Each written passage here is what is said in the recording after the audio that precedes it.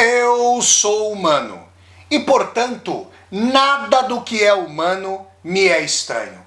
Assim falava o poeta e dramaturgo romano Terêncio, e assim falo eu, Flávio Ricardo Vassoler, escritor, professor, youtuber e nômade, fiel como os pássaros migratórios. E hoje, em mais um vídeo de leitura literário, histórica, literário-biográfica aqui do meu canal do YouTube, Flávio Ricardo Vassoler, eu trago para vocês fragmentos da obra Maomé, uma biografia do profeta, de autoria da grande estudiosa das religiões, a inglesa Karen Armstrong.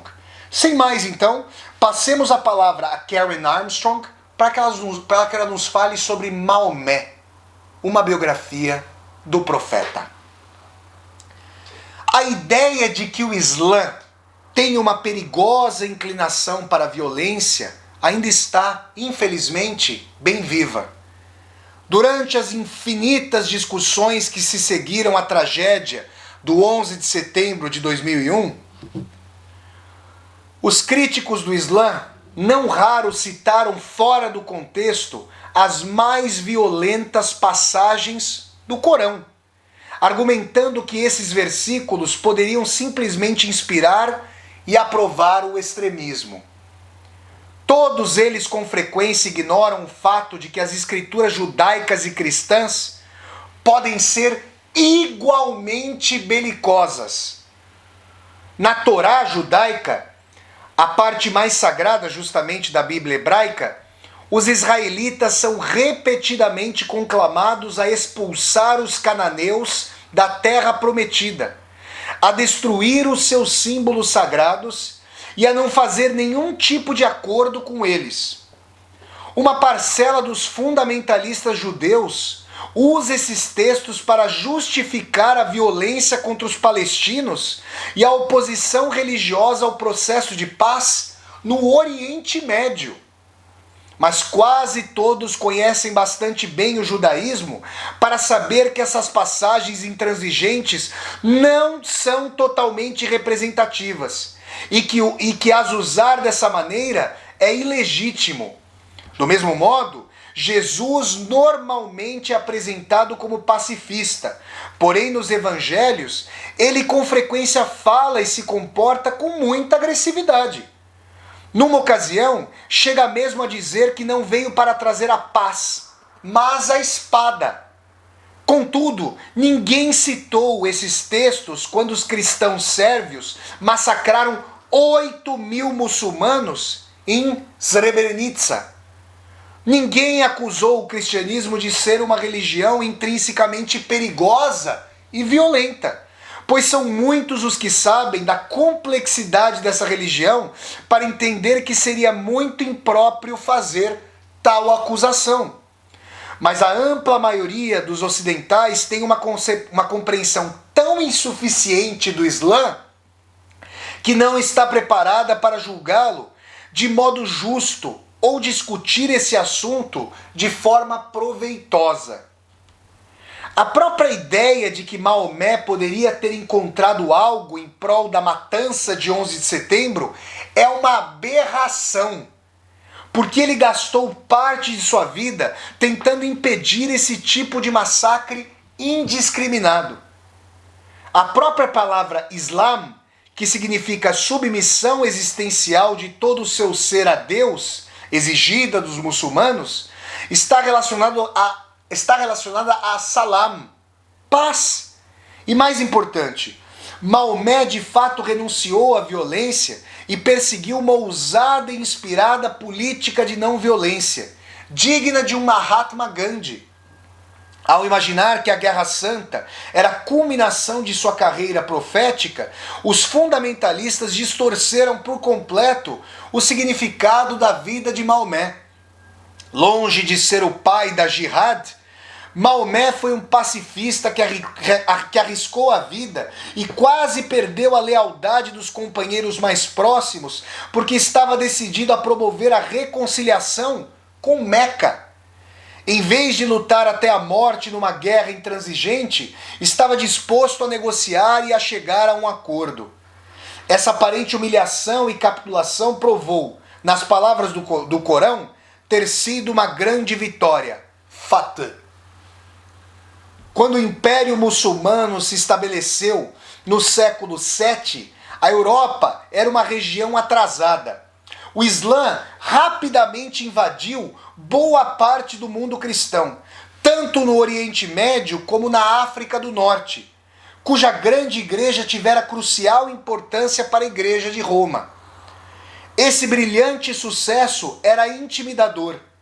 Teria Deus abandonado os cristãos e conferido seu favoritismo aos infiéis? Mesmo depois de Europa se recuperar da Idade Média, da Idade das Trevas, e estabelecer sua grande civilização, permaneceu o velho medo do Império Muçulmano em constante expansão. A Europa não causava nenhuma impressão a essa cultura poderosa e dinâmica.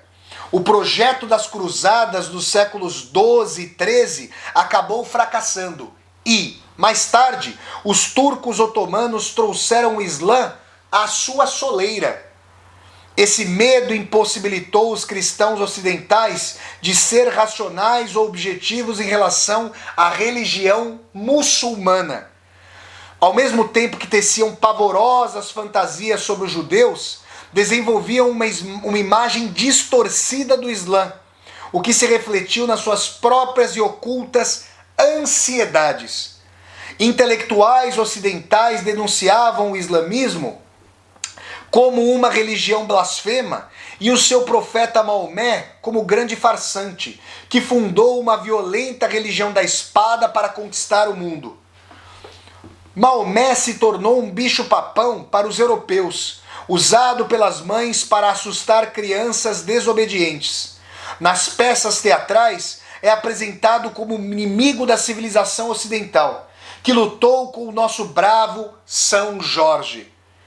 Essa imagem inexata e aberrante do Islã se tornou opinião corrente na Europa e continua a afetar nossa percepção do mundo muçulmano.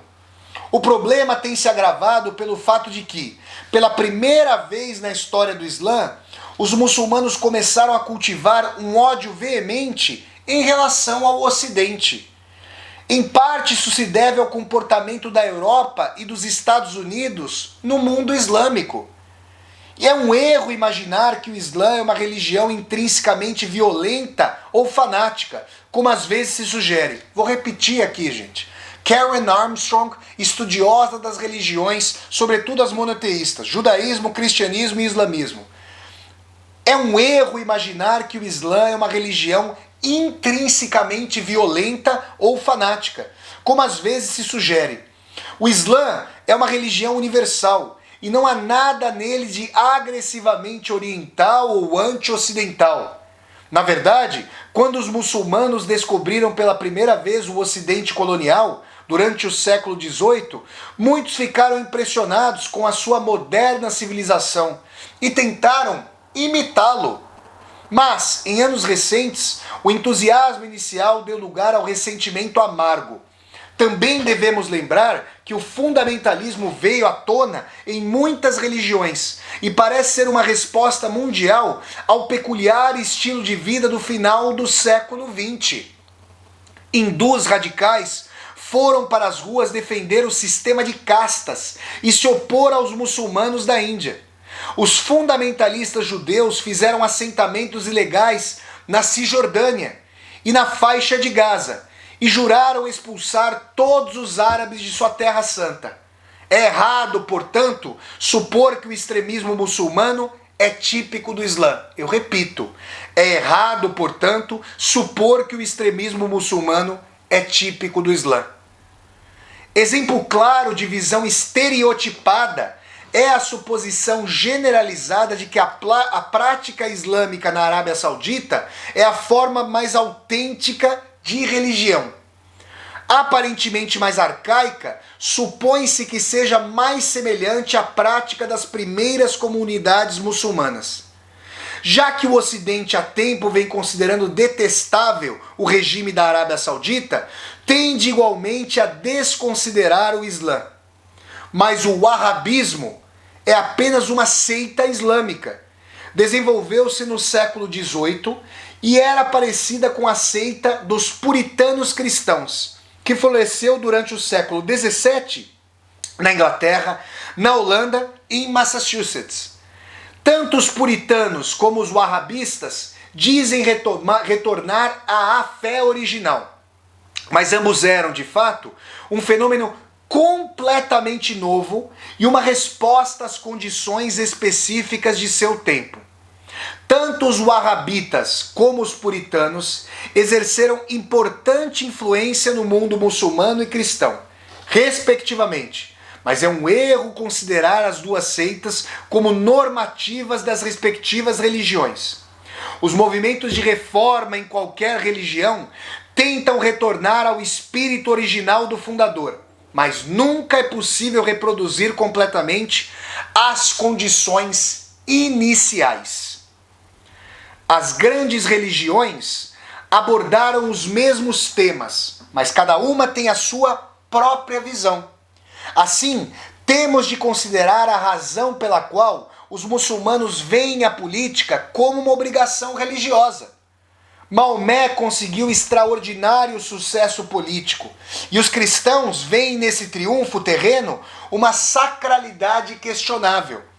Mas será o fracasso ao estilo de Cristo o único caminho para Deus? Humberto Eco, aqui a Karen Armstrong está citando Humberto Eco no seu ensaio Sonhando com a Idade Média. De fato, tanto americanos como europeus são herdeiros do legado ocidental. E todos os problemas do Ocidente vêm da Idade Média. As línguas modernas, as cidades mercantis e o capitalismo econômico, juntamente com seus bancos, cheques e a prime rate, são invenções da sociedade medieval. Na Idade Média, testemunhamos a criação dos exércitos modernos, do conceito moderno de Estado-nação, assim como do ideal sobrenatural de federação, sob a bandeira do imperador germânico eleito pela Dieta, que funcionava como uma convenção eleitoral. A luta entre ricos e pobres, o conceito de heresia, o desvio ideológico e mesmo nossa noção contemporânea de amor como uma felicidade infeliz e devastadora. Poderia acrescentar ainda o conflito entre igreja e Estado, os sindicatos trabalhistas, embora no mundo corporativo, e a transformação tecnológica do trabalho. Pessoal, esses foram fragmentos formidáveis de Karen Armstrong, a estudiosa inglesa das religiões monoteístas e abraâmicas, judaísmo, cristianismo e islamismo, na sua biografia sobre a vida, sobre o profeta Maomé, conhecido no Oriente Médio como Mohammed, Maomé.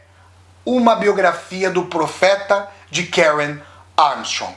Se vocês gostaram de mais esse vídeo de leitura literário-histórica e literário-biográfica aqui do meu canal do YouTube, eu peço que vocês deem um like no vídeo, curtam o vídeo, disseminem esse vídeo pelas redes sociais, para que nós possamos chegar a cada vez mais e mais pessoas. Se você está chegando ao canal pela primeira vez, seja muito bem-vindo e bem-vindo. Eu peço que você se inscreva aqui no canal, toque a sinetinha para poder receber as notificações e deixa aqui embaixo desse vídeo o seu comentário para que nós possamos conversar. E mais, embaixo desse vídeo você vai encontrar uma tecla chamada Seja Membro.